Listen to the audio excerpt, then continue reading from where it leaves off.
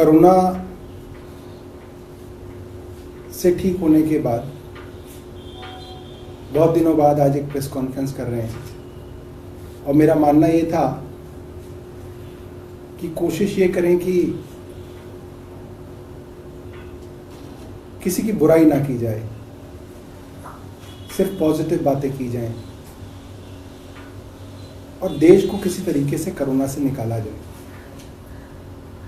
मगर आज बहुत कष्ट के कारण ये प्रेस कॉन्फ्रेंस करनी पड़ रही है। इस वक्त जो देश में कोरोना की दूसरी लहर चल रही है,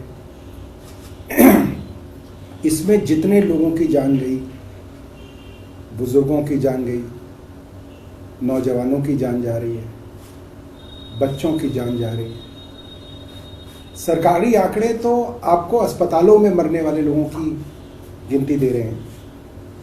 जो लोग घर में, गांव में, उत्तर प्रदेश, बिहार, मध्य प्रदेश के दूर दराज के कस्बों में, गांव में मारे जा रहे हैं, उनकी तो गिनती ही नहीं है। बीमार होने वालों की तो कोई गिनती ही नहीं है। उनमें से अधिकतर तो ये भी नहीं पता, उनको खुद नहीं पता कि उनको कोरोना हो रहा है। ये हालत है कि लाशें जलाने के लिए लकड़ियां नहीं मिल रही हैं। लोगों को लाशों को दफनाना पड़ रहा है। गंगा किनारे लाशें दफनाई हुई दिख रही हैं। लाशों को गंगा में बहाया जा रहा है। ये हालत हो गई है आज कोरोना की। और जब भी किसी की मृत्यु का संदेश आता है, हम लोग लिख देते हैं rest in peace, condolences. But ये शब्द बहुत खोखले हो गए हैं, लिखते हुए भी शर्म आने लगी है कि ये जो शब्द हम लिख रहे हैं। क्योंकि जिस माँ का जवान बेटा गुजरता है, उस माँ का दुख हम समझ नहीं सकते, कोई नहीं समझ सकता है। जिस बाप की बेटी अपने नाती नातिन को छोड़ के गुजर गई, उस बाप का दुख कोई नहीं समझ सकता। जो बच्चे ऐसे हैं जिनका बाप गुजर गया, माँ गुजर गई, माँ बाप दोनों गुजर गए, उन बच्चों की पूरी जिंदगी पे जो असर है वो हम नहीं समझ सकते, ना उसको हम वापस ला सकते। जवान जवान बच्चे, उनकी ईएमआई कौन भरेगा, ये प्रश्न आज भी खड़े हुए हैं। 3-3 बहनें छोड़ के जवान भाई गुजर गए, उन बहनों की शादी कौन करेगा, वो प्रश्न उन परिवारों में खड़े हुए हैं। माँ बाप के जवान बच्चे गुजर गए, अब क्या होगा उस परिवार का, ये प्रश्न आज हमारे सामने है। और सबसे बड़ा कष्ट जिस कारण मैं ये प्रेस कॉन्फ्रेंस कर रहा हूं वो ये है कि इसमें से ज्यादातर मौतों को अगर आप आकलन करें, आप अड़ोस पड़ोस में पूछें, आप अस्पताल में डॉक्टर से पूछें, किसी भी कॉलोनी का आप आकलन कर लें, ज्यादातर मौतें वो हैं जो 45 साल से कम उम्र के लोगों की हैं। बुजुर्ग भी मर रहे हैं। और इसके अंदर एक बहुत बड़ा तबका वो है जिनकी मृत्यु हुई है। मैं समझता हूं कि करीब 95% लोग, या हो सकता है 99% लोग वो हैं जिनको वैक्सीन की दोनों डोजेज नहीं मिल पाई।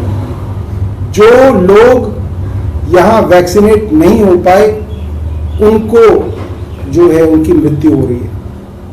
वो लोग गंभीर रूप से बीमार हो रहे हैं। और अभी थर्ड वेव आने वाली है। हमारे सारे वैज्ञानिक ये बात बोल रहे हैं कि तीसरी वेव जो आएगी वो और भयानक आएगी। पता नहीं कितने लोग उसके अंदर मरेंगे। और कुछ लोग कह रहे हैं कि वो बच्चों के ऊपर सबसे ज्यादा उसका जो है असर होगा।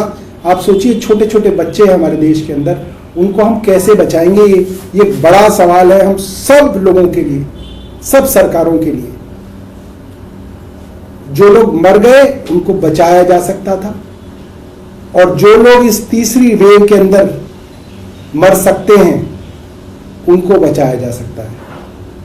सिर्फ इसका एक ही जवाब था कि सबको वैक्सीनेशन दी जाती।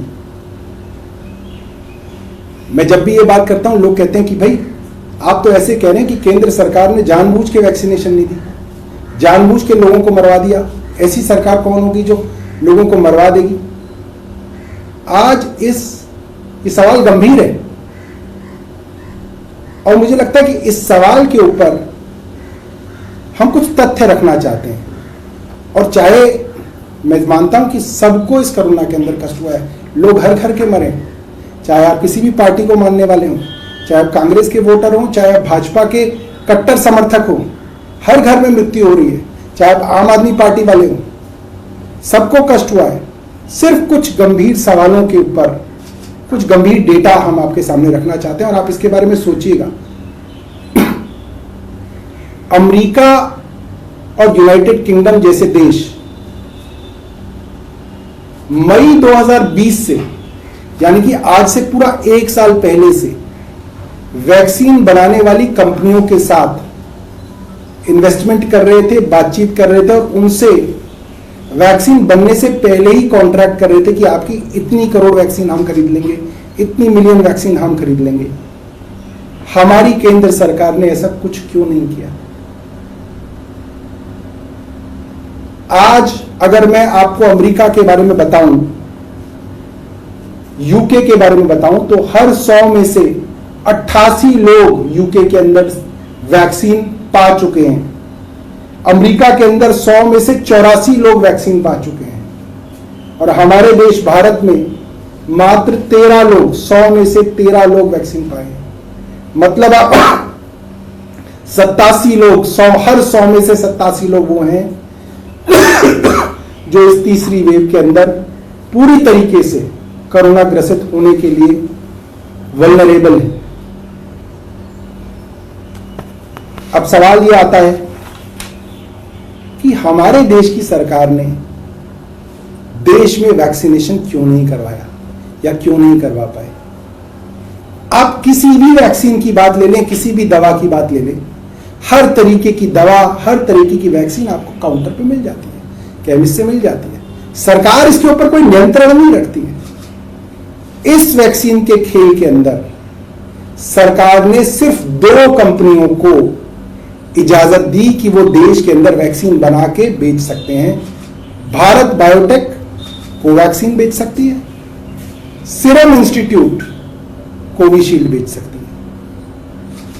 दुनिया की सबसे बड़ी बड़ी दवा बनाने वाली कंपनियां जैसे Pfizer, Moderna, Johnson and Johnson, Sputnik, इन बड़ी बड़ी कंपनियों को देश में आने ही नहीं दिया।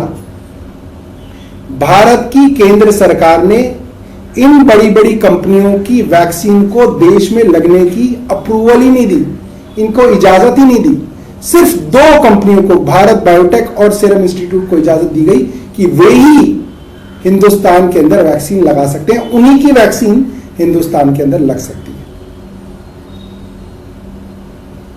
फाइजर 85 देशों के अंदर फाइजर की वैक्सीन लगाई जा रही है, हिंदुस्तान ने अभी तक इसको इजाजत नहीं दी। मॉडर्ना 46 देशों के अंदर यह वैक्सीन लगाई जा रही है, हिंदुस्तान ने इसको इजाजत नहीं दी। जॉनसन एंड जॉनसन 41 देशों के अंदर इसकी वैक्सीन लगाई जा रही है, हिंदुस्तान में इसको इजाजत नहीं दी गई है। क्यों?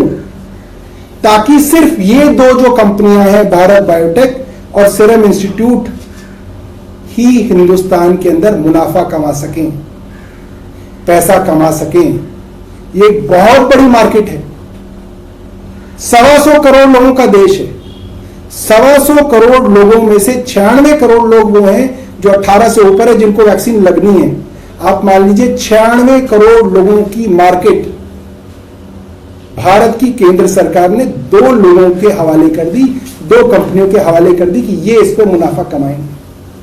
और आज मोटा मुनाफा कमाया जा रहा है। आज की तारीख में मैं आपको बता रहा हूं, सरकार के पास, दिल्ली सरकार के पास लगाने के लिए वैक्सीन उपलब्ध नहीं है। मगर आप किसी प्राइवेट अस्पताल में फोन कर लें, प्राइवेट अस्पताल आपको 1200 रुपए में, कोई 1400 रुपए में आपको वैक्सीन दे रहा है। तो मोटे तौर पे माना जा सकता है कि एक वैक्सीन के ऊपर 1000 रुपए का मुनाफा कमाया जा रहा है।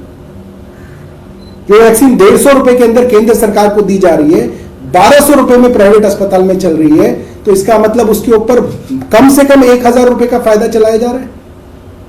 96 करोड़ लोगों को 1000, 2 बार आप वैक्सीन देंगे तो 96,000 करोड़ गुणा 2, आधों को भी आप दें तो आप कम से कम 2 प्राइवेट कंपनियों को और इनसे मिले हुए लोगों को और इन अस्पतालों को करीब करीब 96,000 करोड़ रुपए का मुनाफा देने के लिए आपने पूरा का पूरा जो खेल है वो रचा है। ये बहुत गंभीर डेटा मैं आप लोगों के सामने रख रहा हूं। आप लोग खुद अपने दिमाग में सोचिएगा कि जो दोस्त आपसे बिछड़ गए, जो परिवार वाले आपके गुजर गए, जो भाई आपके नहीं रहे, जो बच्चे आपके नहीं रहे, उनकी मौत का जिम्मेदार कौन है? उन लोगों की जानें बच सकती थी।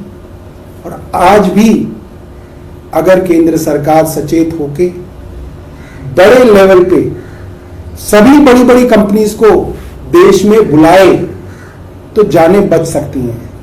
आज एक बड़ा खेल किया जा रहा है। 1 महीने पहले केंद्र सरकार ने एक झूठ फैलाना शुरू किया कि जिस राज्य सरकार को वैक्सीन चाहिए वो सीधा बाहर की कंपनियों से खरीद ले, ग्लोबल टेंडर डाल दे। सबको बेवकूफ बनाया केंद्र सरकार ने। कई राज्य सरकारों ने इन बड़ी बड़ी कंपनीज के साथ पत्राचार किया। दिल्ली सरकार ने मॉडर्ना से बात की, फाइजर से बात की, हमने पत्र लिखा, हमें उनका जवाब आया। महाराष्ट्र सरकार ने ग्लोबल टेंडर दिया, पंजाब सरकार ने ग्लोबल टेंडर किया और हर ग्लोबल टेंडर के अंदर यही बात निकल के आई कि ये बड़ी बड़ी कंपनियां, पहली बात तो इनको अभी तक भारत में इस्तेमाल होने की इजाजत केंद्र सरकार ने नहीं दी और ये सिर्फ और सिर्फ केंद्र सरकार से ही डील कर सकती हैं, सिर्फ केंद्र सरकार को ही ये वैक्सीन बेचेंगी। पूरे विश्व में हर केंद्र सरकार, हर राष्ट्रीय सरकार जो है वो इन बड़ी बड़ी कंपनियों से अपने लोगों के लिए वैक्सीन खरीद रही है। आज से नहीं, मई 2020 से खरीद रही है। अपनी 85% आबादी को वैक्सीन लगा चुके हैं। हम मात्र 13% को लगा पाए हैं और अपनी जिम्मेदारी केंद्र सरकार ने झूठ बोल के राज्यों के ऊपर अब आखिरी मौके पर डाल दी कि तुम ले लो भाई, सीधा ले लो। और वो बड़ी बड़ी कंपनियां, फाइजर, मॉडर्ना जैसी कंपनियां बता रही हैं कि हम सिर्फ केंद्र को बेच सकते हैं, राज्यों को नहीं बेच सकते। क्या केंद्र को ये बात नहीं पता थी? केंद्र को ये बात पहले दिन से पता थी। केंद्र ने सिर्फ बेवकूफ बनाने के लिए, पूरे देश को बेवकूफ बनाने के लिए, राज्य सरकारों को बेवकूफ बनाने के लिए, राज्य सरकारों को छोटा दिखाने के लिए, घटिया राजनीति के चलते उनको कहा कि आप लीजिए और आपका 1 महीना बर्बाद हो गया है। मैं केंद्र सरकार को ये कहना चाहता हूं कि लोगों की मौत के साथ आप ना खेलें। आप अपनी जिम्मेदारी समझे। इन बड़ी बड़ी कंपनीज को तुरंत आप बुलाकर इनसे जितनी दवा खरीद सकते हैं, आप वैक्सीन खरीद सकते हैं, खरीदें और युद्ध स्तर पर आप लोगों को लगाएं।